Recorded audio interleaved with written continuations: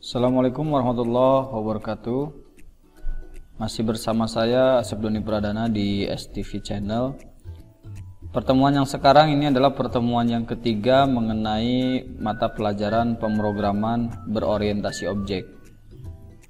Ketika di pertemuan sebelumnya kita membahas mengenai konsep dari pemrograman berorientasi objek, kali ini yang akan kita bahas adalah ada apa saja di pemrograman berorientasi objek itu.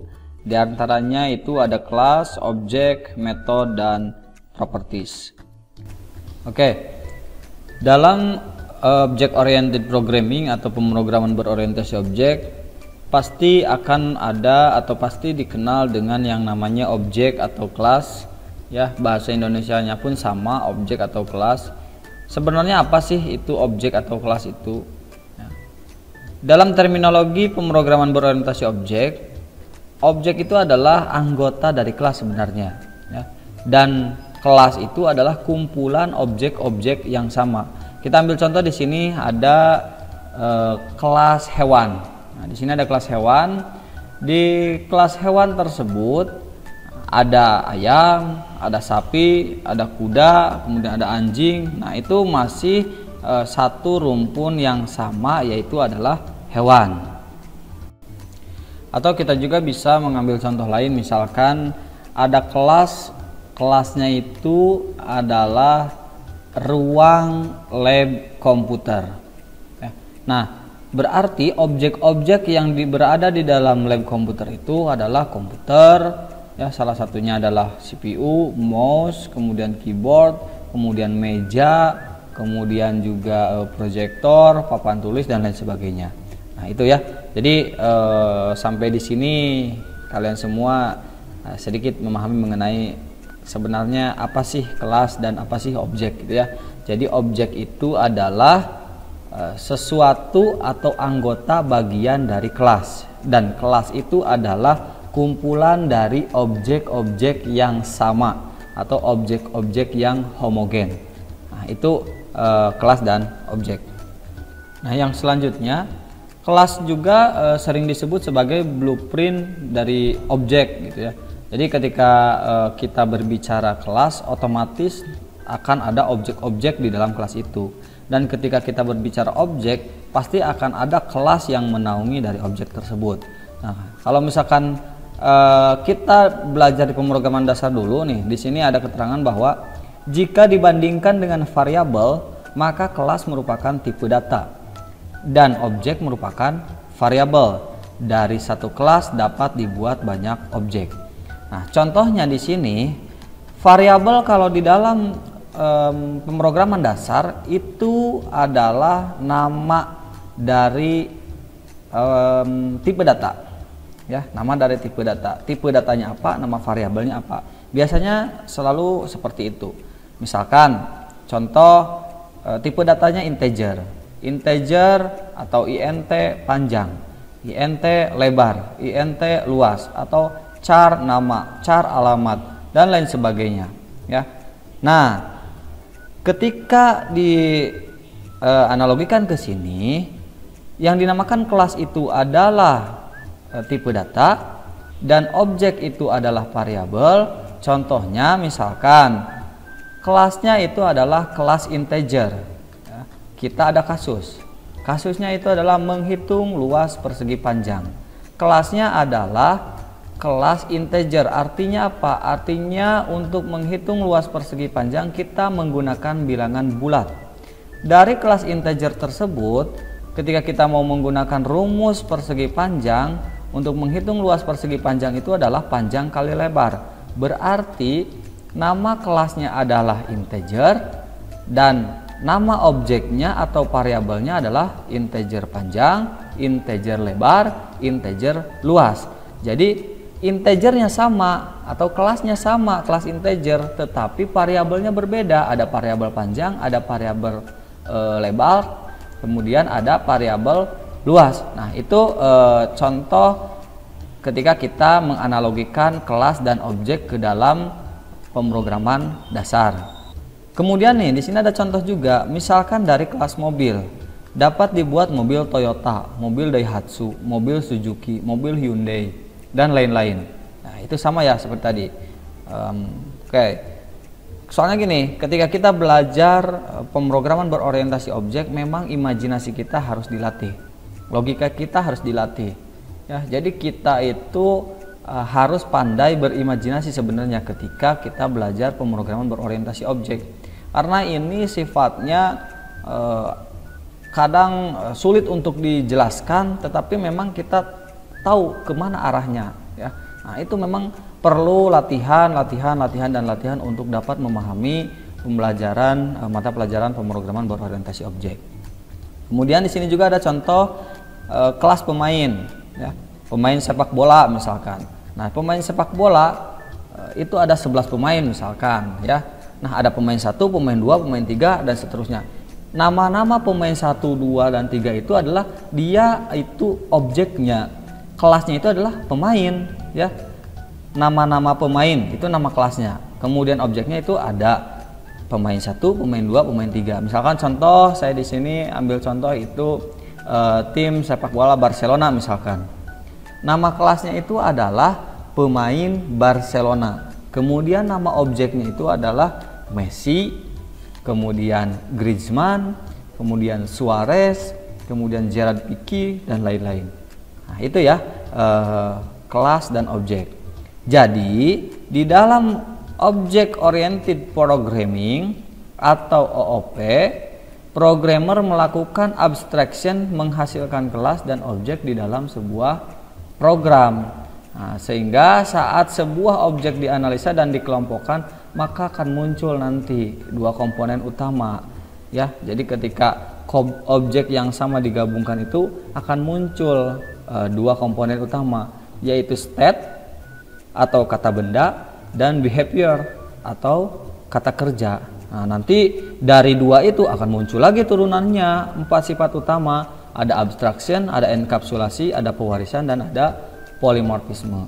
Nah, itu nanti kita akan bahas ya tahapan demi tahapannya. Kemudian apa saja sih tadi yang saya sebutkan itu, apa yang dimaksud dengan enkapsulasi, pewarisan atau inheritance, dan apa sih polimorfisme, seperti itu ya. Oke, nah di sini analogi lain mengenai apa itu kelas dan apa itu objek. Di sini ada kelas pohon. Ya, pohon itu luas. Artinya ketika kita berbicara kelas itu berarti luas. Ini ada kelas pohon. Di dalam kelas pohon itu ada objek-objeknya, yaitu pertama ada pohon cemara misalkan, ada pohon sakura, ada pohon kelapa, ada pohon bonsai misalkan. Ini nggak tahu ya ini jenis pohonnya apa gitu ya. Nah, tapi ini merupakan objek-objek atau objek yang bagian dari kelasnya, yaitu kelas pohon ya. Kelas pohon mempunyai objek-objeknya, yaitu yang ada di sini. Ada kelapa, ada cemara dan lain sebagainya ya. Itu gambaran lebih detail mengenai apa itu objek dan apa itu kelas ya. Dalam hal ini tadi kasusnya mengenai pohon. Oke. Kemudian di dalam OOP juga ada yang dinamakan method dan properties ya. Setiap objek ya, jadi kalau misalkan tadi kita ambil contoh nama objeknya adalah pohon kelapa. Setiap pohon kelapa dapat memiliki properties dan method atau state dan behavior atau juga istilah lain gitu ya. Nah, di sini ada contoh. Properties adalah variabel anggota suatu objek. Misalkan nama kelasnya itu adalah kelas mobil, nama objeknya adalah mobil Toyota. Maka propertiesnya itu adalah mobil Toyota ada warnanya, mobil Toyota ada kecepatan maksimalnya, mobil Toyota ada mereknya, dan lain-lain. Kalau kita berbicara lagi kepada pohon kelapa tadi, nama kelasnya adalah kelas pohon, nama objeknya adalah pohon kelapa, kemudian nama propertiesnya adalah misalkan warna pohon kelapa, tinggi pohon kelapa, kemudian buah pohon kelapa dan lain-lain. Itu adalah properties. Nah, kemudian ada metode. Metode ini adalah fungsi milik suatu objek. Artinya si objek tersebut bisa ngapain aja, bisa melakukan apa saja, gitu ya. Nah, setiap objek memiliki suatu ciri-ciri atau keadaan atau properties dan fungsi. Nah, fungsinya yang dapat mengubah state tersebut. Jadi bisa melakukan apa sih objek tersebut, gitu ya. Contohnya di sini state merupakan suatu identitas dari objek. Jadi setiap barang memiliki nama, memiliki harga, memiliki jenis dan lain-lain. Diimplementasikan sebagai variabel. Oke. Kemudian kata kerjanya atau behaviornya dapat diartikan sebagai kegiatan dari objek. Diimplementasikan dalam program sebagai proses ya. Nah, bisa melakukan apa atau metode. Nah, kita contoh. Contoh di sini ada yang namanya kelas manusia. Kelas manusia ya. Oke, kita berimajinasi, kita pikirkan kelas manusia, ya, kita sendiri juga termasuk manusia. Objeknya manusia itu bisa ada yang namanya Tina, Siti, Tony, Iwan, Arif, Angel, Jajang, dan lain-lain. Kemudian kata bendanya ya, state-nya itu ada umur dari Tina, umur dari Siti misalkan, tinggi badan, berat badan. Kemudian kata kerjanya bisa melakukan apa Tina tersebut, Siti tersebut, Tony tersebut. Maka manusia itu yang objeknya nama-nama manusia itu bisa makan, bisa tidur, bisa bekerja, bisa berjalan. Oke, ambil contoh lain. Contoh lain misalkan nama kelasnya adalah kelas mobil. Objeknya itu adalah mobil Toyota, mobil Daihatsu, mobil Suzuki. Kemudian kata bendanya ada setir, ada ban, ada kap mobil, ada rangka mobil, misalkan ya. Kemudian behaviornya atau metodenya itu bisa maju, bisa mundur, bisa ngerem, bisa mengisi bahan bakar dan lain-lain. Oke, paham sampai sini penjelasan mengenai objek, kelas, kemudian metode, properties, state atau behavior. Baik. Yang berikutnya adalah abstraction. Abstraction ini adalah penyembunyian detail program atau proses yang sangat rumit sehingga memang tidak perlu dipublikasikan atau tidak perlu dipermasalahkan cara pembuatannya. Misalkan gini, kita menggunakan mobil. Si pembuat mobil tidak perlu mendefinisikan bagaimana cara membuat mobil itu kepada sopir atau yang menggunakan mobil itu. Karena buat apa? Toh kan sopir itu hanya untuk mengemudi, menjalankan mobil, ya, membawa mobil. Dia tidak perlu mengetahui bagaimana cara membuat mobil. Karena itu tugas utama dari sopir. Ya. Jadi misalkan kita juga contoh lain misalkan kita pengguna sepeda, kita tidak perlu tahu bagaimana cara bikin sepeda gimana, cara bikin rangkanya gimana, cara memasukkan atau menempelkan bannya seperti apa. Tidak perlu tahu itu. Yang paling penting adalah kita dapat menggunakan sepedanya. Sehingga abstraction itu ada hal-hal yang tidak perlu disampaikan atau tidak perlu dipublikasikan. Nah, nanti di dalam pembuatan program juga seperti itu. Ada yang tidak perlu dijelaskan lagi bagaimana cara membuat program bisa seperti itu, melainkan yang terpenting fungsinya jalan. Ya. Yang terpenting adalah fungsinya bisa berjalan, gitu. Kemudian ada enkapsulasi. Nah, bahasanya juga enkapsulasi, kapsul. Nah, kalau kapsul berarti identik dengan selimut, selimut identik dengan perlindungan. Nah, jadi enkapsulasi itu adalah suatu konsep mengenai penggabungan properties atau metode ke dalam suatu objek. Nah, misalkan suatu objek adalah seperti sebuah kapsul yang berisi bermacam-macam obat di dalamnya. Nah, misalkan ketika kita mendeklarasikan suatu objek, misalnya objeknya itu adalah mobil, maka objek itu otomatis memiliki warna, kecepatan maksimal, kapasitas bensin, merek dan sebagainya. Dan mobil itu dapat mengisi bensin, maju, mundur, dihidupkan dan dimatikan. Oke, dari sini saya kembali lagi. Nama objeknya mobil. Mobil memiliki stat atau kata benda itu warna, kecepatan maksimal, kapasitas bensin, merek dan lain-lain. Kemudian mobil dapat atau mempunyai metode yaitu mengisi bensin, maju, mundur, dihidupkan atau dimatikan. Nah, itu metode atau bisa melakukan apa sih si mobil tersebut. Nah, tujuan dari enkapsulasi adalah mengelompokkan sejumlah data atau properties ke dalam objek sehingga si properties itu dapat terlindungi agar tidak sembarang orang dapat mengakses kelas lain, ya. Jadi ketika kita berbicara masalah mobil, ya, masalah mobil nih, kelas mobil, maka ada propertiesnya, ada objeknya. Misalkan objeknya mobil Suzuki, kemudian mobil Suzuki punya propertiesnya, kemudian bisa ada metodenya. Nah, nanti kelas-kelas yang lain, misalkan ada kelas motor, itu tidak akan bisa mengakses atau tidak akan bisa sesuai dengan kelas mobil itu, ya.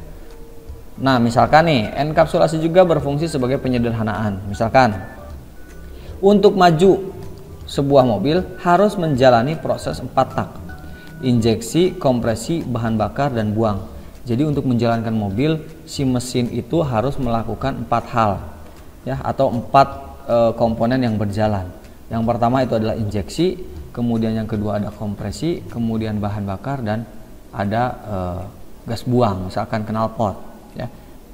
Nah, dari keempat hal yang berjalan, tetapi pengendara hanya tinggal menginjak pedal gas saja.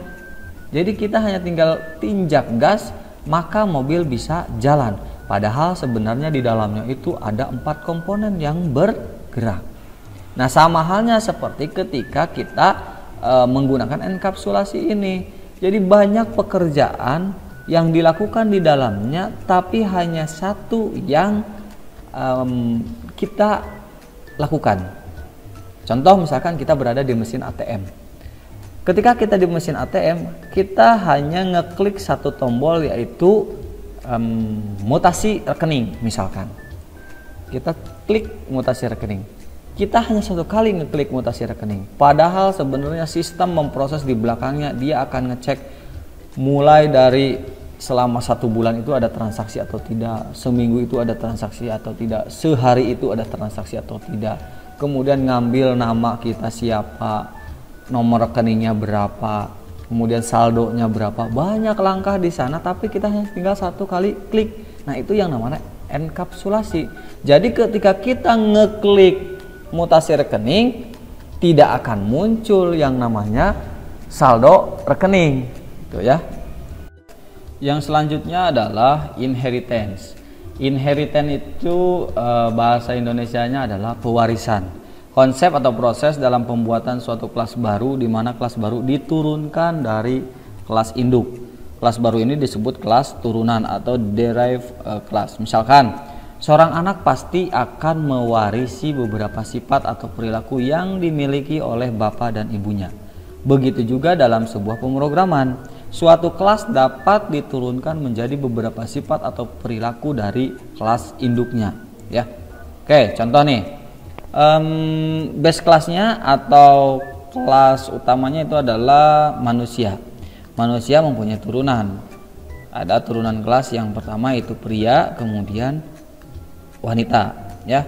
Nah, di setiap turunan tersebut pasti mewarisi sifat-sifat manusia. Ya, misalkan pria mewarisi sifat manusia ya seperti apa? Misalkan berperilakunya bisa berjalan, misalkan, ya. Kemudian yang lainnya juga sama. Nah, contoh lain di sini ada kelas binatang. Kelas binatang menurunkan lagi, ada turunannya karena binatang itu luas, ya. Ada mamalia, ada reptil, kemudian ada amfibi. Nah, ini sama. Mamalia, reptil, amfibi pasti mempunyai suatu kesamaan yang diturunkan dari binatang ini, ya. Sifat dari binatang ini seperti apa? Misalkan sifat dari binatang ini merangkak, pasti ada kesamaan antara mamalia, reptil, dan amfibi yang merangkak, misalkan, ya. Atau juga berjalan, loncat, dan lain sebagainya, ya. Oke. Kemudian yang terakhir ada polimorfisme. Polimorfisme kalau misalkan kita secara etimologi, ya, Polimorfisme itu artinya dari kata poly dan morph ya. Poly artinya banyak, morph artinya berubah bentuk. Sehingga polimorfisme adalah sesuatu ya, yang secara prinsip sama tetapi proses berbeda. Dalam konsep yang lebih umum, polimorfisme disebut dalam istilah satu interface banyak isi. Nah, contoh misalkan ya mobil terdiri dari berbagai merek, banyak sekali merek mobil di dunia ini.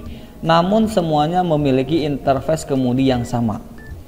Setirnya sama, lingkaran ya, atau bentuknya bisa bukan setengah lingkaran ya, tidak lingkaran utuh misalkan.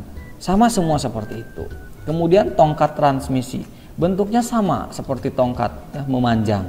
Kemudian pedalnya sama seperti itu ya. Belum menemukan pedal yang lain. Kemudian pedal gas, pedal rem juga sama seperti itu.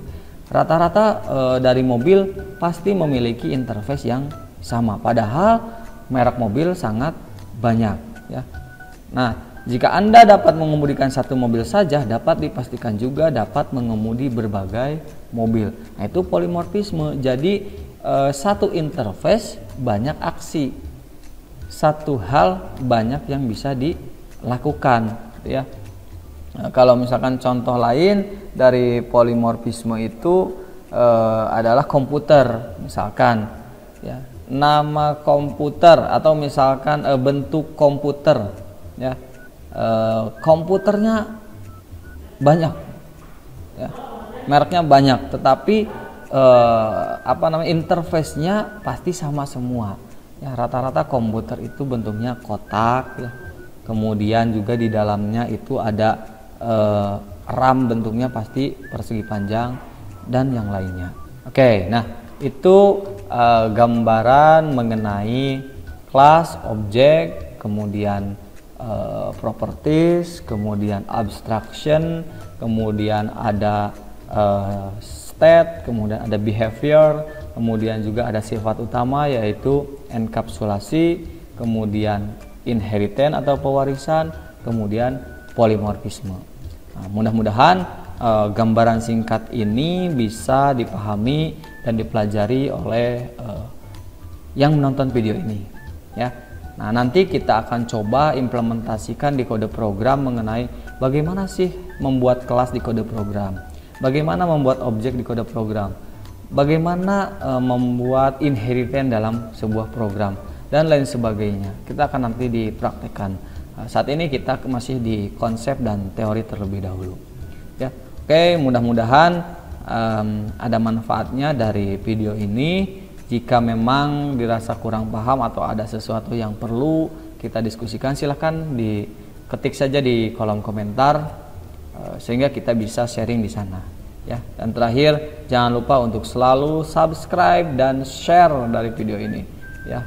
Oke, terima kasih, sampai jumpa lagi di video-video yang selanjutnya. Tetap di STV Channel. Assalamualaikum warahmatullahi wabarakatuh.